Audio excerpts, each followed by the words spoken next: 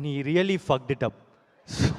I get it. Sometimes translations can go a bit off track. Yeah, But so this time I'm not going to believe any human beings. I'm going to believe you.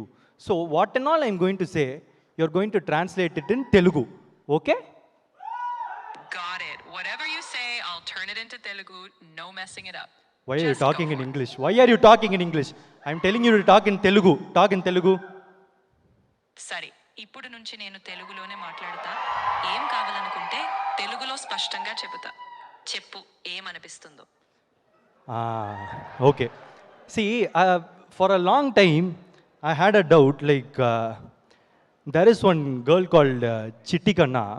She went for a long drive with her ex-boyfriend when there was a boyfriend.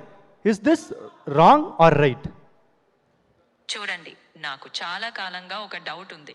ఒక అమ్మాయి ఉంది, ఆమె పేరు చిట్టి కన్నా.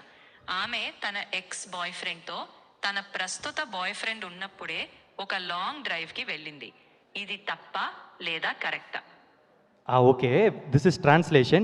I also want answer from you. Honestly the answer Hey, I told you to talk in Telugu.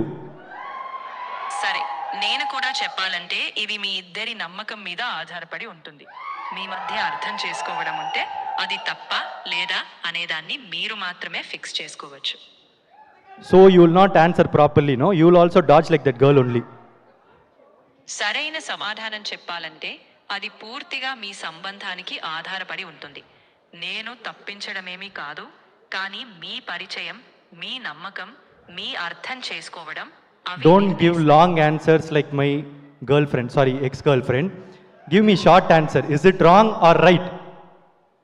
తప్పు. ఎందుకంటే ప్రస్తుత బంధంలో ఉంటే మళ్ళీ